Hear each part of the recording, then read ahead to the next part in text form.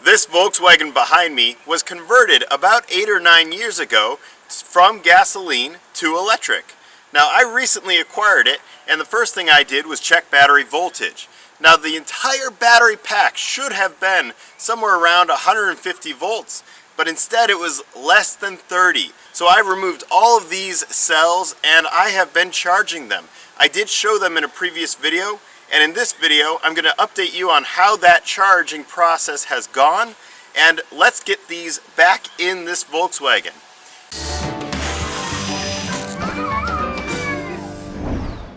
I'm David and welcome to my channel. This channel is based around DIY projects that are renewable energy and energy efficiency. Underneath the hood where the gasoline engine used to sit, we can see this big box, and this is where all these lithium batteries will sit in. Now, there were several that sat here and several more that sat in the trunk, so let's go look at the trunk space. Now, down here in the trunk space is another one of these big boxes that somebody built, and I think they did a beautiful job welding it together. This is a PVC conduit fitting that runs up to the front of the car. That's where the main wires go. And here are the cells, and that's how big the cells are. Now, this is one that actually was bad and could not be recovered, but we're going to line up all the cells back in the box. Oh, and this is kind of neat. This is where they plugged in the charger, and the charger sat back here, and then the wires for the charger just run around out to the gas cap. Oh, here we go. And there's the charging port. We have all the lithium batteries paralleled up behind me. They look a little bit different than the last time I showed them on camera. Last time we had 8 of these cells set up as their own 24-volt battery, and we were both charging and discharging single cells using this iCharger X8. Now, this allows us to do a regenerative discharge, so we were maxing it out at 30 amps. Now, I tested several of these cells in a row. I wasn't finding any dead cells. I also allowed all the cells to sit, and I checked for self-dischargers, and there are none. Right now, all of these cells are paralleled. So this is one giant nominal 3.2 volt battery.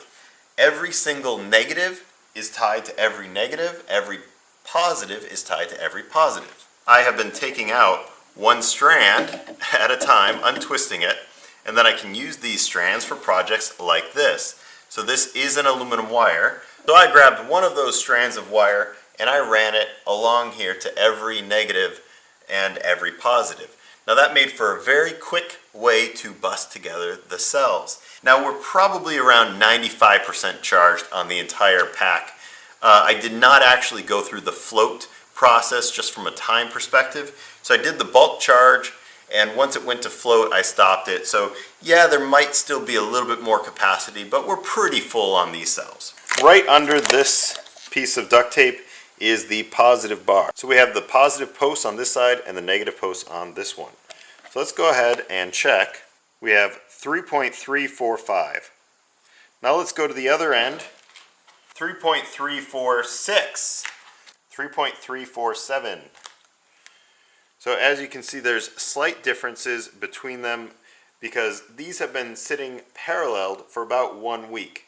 Now, the longer I let these sit parallel together, the more perfect they will become. When I paralleled them, they were within 1/10 of a volt of each other.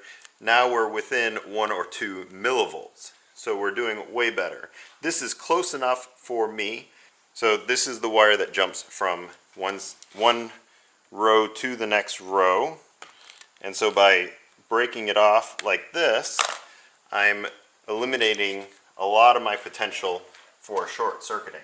So now each row is sitting independent from the next. There's no more parallel jumping wires going from the first row to second to third.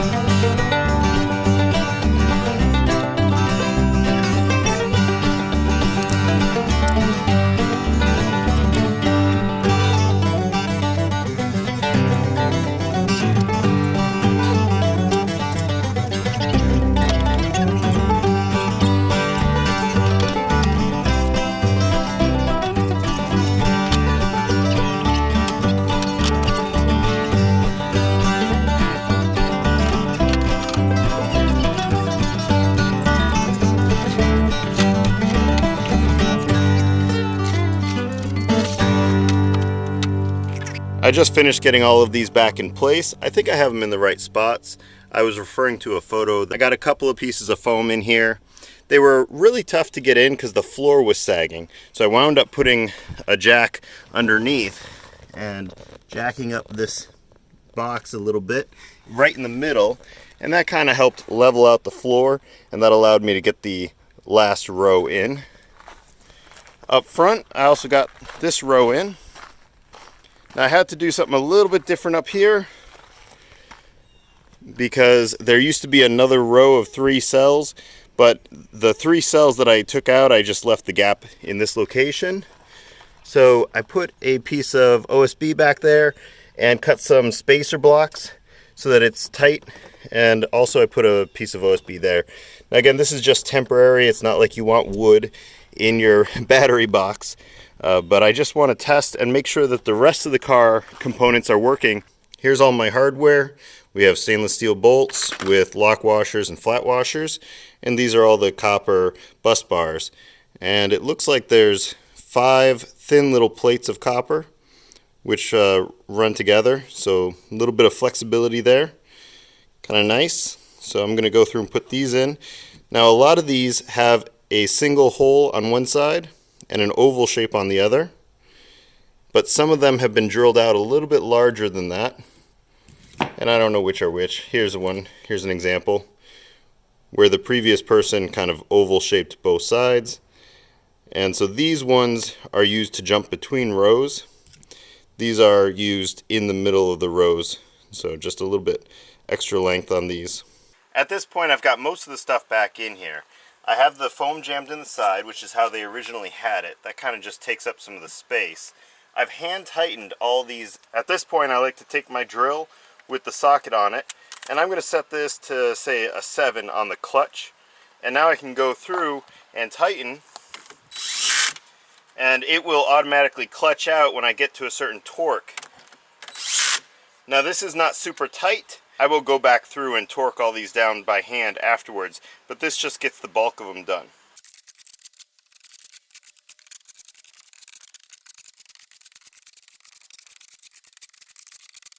At this point I would tighten all the bolts down. This is my ratchet. Something I've been meaning to do is to wrap this, so let's go wrap it before bringing it in here.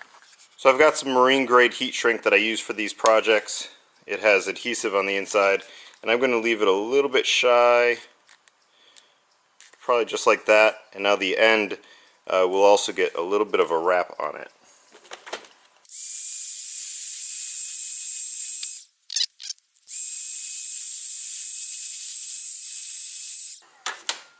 There we go. That feels good. It's something I've been meaning to do for a while.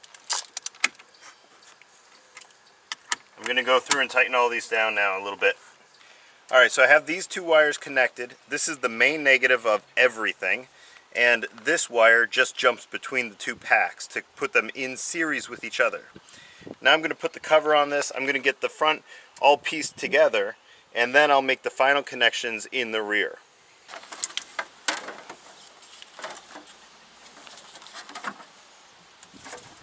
Took this apart. I put all my hardware in a little Ziploc bag and labeled it front.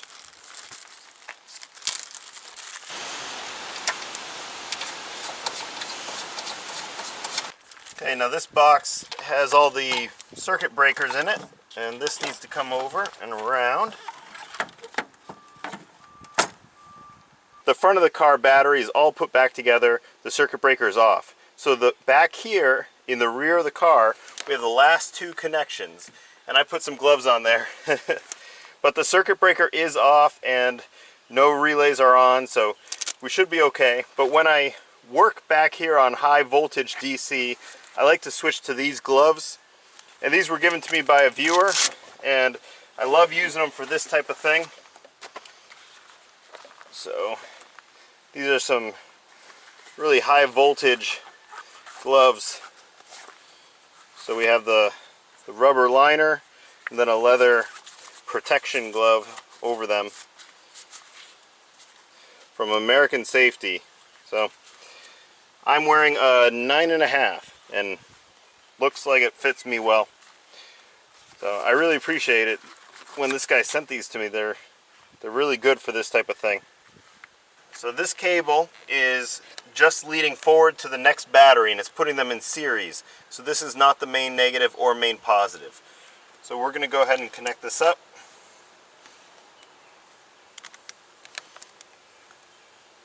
And I'm not a big fan of the way that these cables are run, where they jump over each other. If I was building this, I wouldn't do that. And if I put a new battery in this car, I'm not going to do it the same way. Ratchet with the heat shrink on the handle. This little wire is for the charger, and this is the main positive for the whole pack. So we're going to go ahead and connect these now.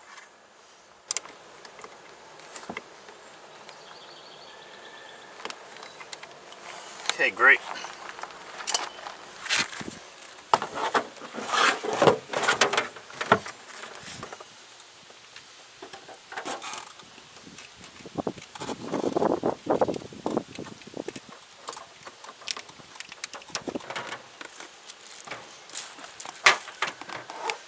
All the batteries are back in this car and we're ready to test. I need to make sure that the rest of the components actually work. Or if something else is broken, what is it? We'll find out together. If you enjoy these videos, please like, subscribe, comment, and share.